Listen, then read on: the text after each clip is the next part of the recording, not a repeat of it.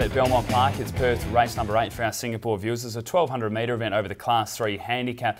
Some reasonable form lines here, Mark. Big Caroline's been racing well. Pix Pride returns. We know that horse had a good campaign last start. Remember Berlin, the blinkers go on as well. And Hopetown has a very good first up record as well. Also, Express Snooper and this horse performed well in the WA Guineas last year. Finally got its Class 1 win last start. Let's have a look at that win. Then ripped the lid off with Lady of Substance as they straighten for the run home.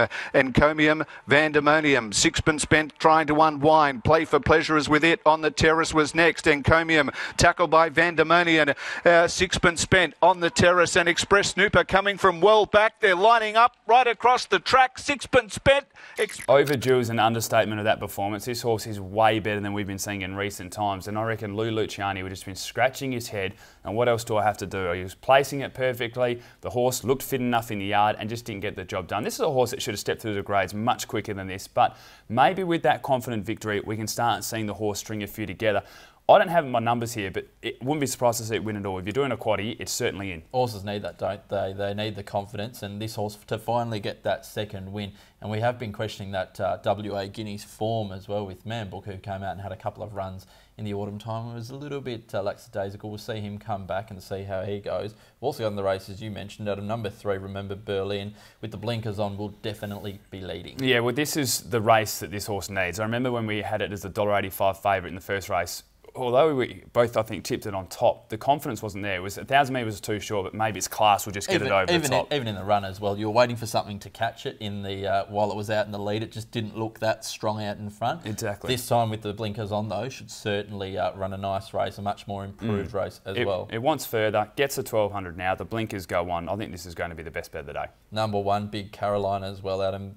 One thing we know about the G. Dresco runners is that they can carry weight, and especially with William Pike on. Yeah, she broke a big drought, didn't she, last start? It was a really nice performance. I still question why they've gone back down to the 12, as I mentioned before she was scratched from that last run. Jared Noski mentioned flying, and it was probably time to just stretch her out to that 16, 17 and have a go. And Matt G. Dresco sort of indicated that as well in the post-race interview, but they've looked at the program, they've decided to go back to the 1,200, where her form had been stronger than anything else. But I just thought she showed signs of 1,400 metre heavy 8 and running through the line.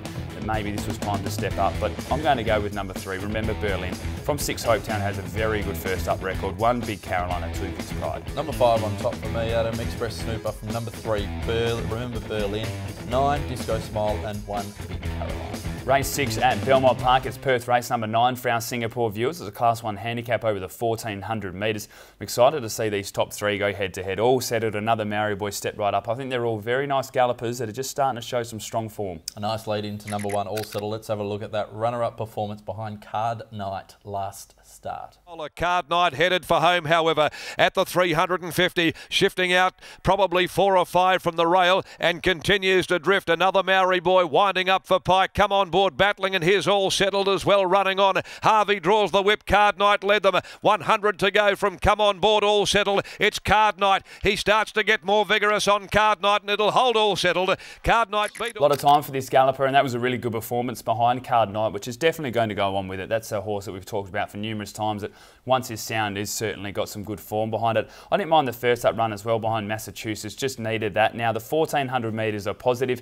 Barrier 9's not ideal. The 60 kilos, this horse carries it fine as well. I think there's good enough speed in the race that All Settled can definitely be one running on and winning. Number 2, another Maori boy, and the 3, Step Right Up, both come out of that same race. We're beaten by about 2.5 and 3 lengths. Yeah, they do, and I thought another Maori boy had its chance. Barrier 10 was probably the issue there. Jumps from Barrier 2 now, 59.5 kilos. William Pike on board, so there's plenty of positives again. The other one that I really liked, though, was number 3, Step Right Up. Now, it's backed in from 40s to about 15s on course. The first up run, it was good. Second up now, Paul Harvey on board, 59.5 kilos. The only question mark has to be that massive elephant in the room where it hasn't won for 1,159 days. 32 starts and 1 win and 4 seconds. Doesn't fill you with a whole bunch of confidence. It doesn't, but if you go back through and take a look at the form lines, this is a horse that's racing against some very good animals and just needs the winner. Maybe Paul Harvey, a bit like he did on War God the other week, could just get this horse going again. Hey, just quickly, number 10 there, Star Mover as well. I'm willing to forgive its last 2 runs on heavy and soft ground.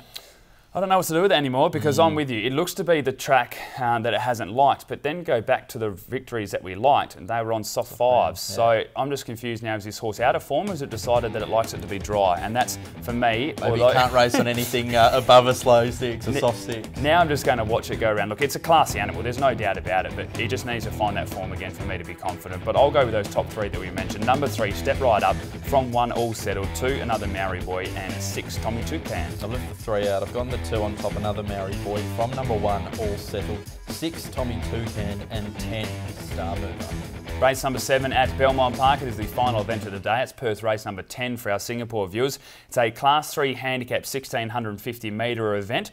Some reasonable form lines here. Hinchinbill's a horse that's just started to show or get that momentum that I think a lot of us expected from the first campaign. Sheik and Shazam, you put a line through the last run. Tycoon Target has never drawn a gate this century. And I think Stormy Grace and Starkey, O'Reilly's Crumpet will be all ones that we start seeing start pushing for a victory. The one you mentioned at the top there, Adam, Hinchinbill. We don't see many horses win a maiden and then win their Class 1 the next start. It was impressive. Let's have a look at that runner winning the Keith Biggs colours of Doremus. Next from Marlin's Lad, and then came Oratorio's Pride, and Datarenza's well off them as Harvey goes to work when they left the 300 behind them. Hinchinbill shot 2 in front. Down the outside, Ora Halo battling away as Madam Rule and Notorious Choice, followed then by Kim Shanghai. But down past the 100, it's Hinchinbill with a handy lead from Ora Halo. Hinchinbill in no danger, and Hinchinbill ridden right outscored by 2 lengths. This horse showed last campaign that it had plenty of ability. It just couldn't get the job done, but certainly since spelling, it's got a different side to it. It's matured, it's put on a bit of size as well, and then it's now had those back-to-back wins. Good form lines too. Beating He's Our Freddy was a nice run, but then last start to win by over 2 lengths. Look, it wasn't the strongest race you'll ever seen. I do question some of those form lines, but it's the way that the horse went about it. Now, from barrier 3 with 59 kilos and Paul Harvey on board, this could be a horse that goes 3 in a row. Carried the weight as well last start, which was quite impressive. You have a look at the breeding. By Hinchinbrook, the same sire as Whispering Brook and out of a Zabeel mare. You'd think she'd only get better over this 1650 metre trip as well. Number 3, Sheik and Shazam's a very, very interesting runner, of course. Didn't go well last start, was caught wide and then pulled up with a harder regularity. Had to go back to the trials. Give it a big chance over a mile here. Yeah, you just put a line through it, don't you, when a horse has that cardiac arrhythmia. It was a really good performance on first up in the West. We questioned it going into the next start, though, just the form lines and how to go. Now, a lot of horses do come back from cardiac arrhythmia and just came out and win, so I've got a bit of a watch on it, but from barrier 14, it's going to take Stephen Palmer's best. She's been known to be a bit like that as well, a bit funny and have a few issues. Number 4 there, Tycoon Target, Lucy Warwick riding for Chris Stelmach. She can make the weight for this one. Yeah, this horse is, poor Lucy, we like you, Lucy. The barrier here is the big issue again. 15, 9, 11 and 9 again for the Stelmachs.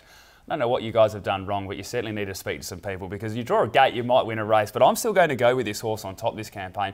I just liked what it's been able to do. I think there's enough speed in it. I think they can certainly work around, and we've seen how tough it is, so I'm quite keen on it. They need to change something they're doing, which side of the bed they'll wake up, something like that. Number 8 as well, O'Reilly's Crumpet. I'm keen on this one, out to a mile. That's the big tick for me. William Pike on as well. I think this horse can just slot in from a wide barrier and get a really nice run into the race and be there in the finish. I've given you a few sucker horses since you've been here from Melbourne. I don't think I've let you down yet. This is potentially another one, O'Reilly's Crumpet. It is a very nice type, but it's a very nice type that just likes to run some good races too. I need to see it really step up. The step up in distance is a massive positive here, the 1650. 1400's been too short. William Pike on board is another positive. There is speed in the race. This is a weakish race, but I just want to see this horse grab the race by the scruff of the neck, win, and then go on with it as well. For that reason, I'll tip number 4, Tycoon Target, from 8, O'Reilly's Crumpet, 7, Starkey, and 1, Hinchinbill. I'm going the 8 on top, O'Reilly's Crumpet, from the 9, Black Grape, 3, Sheik and Shazam, and 1, Hinchinbill.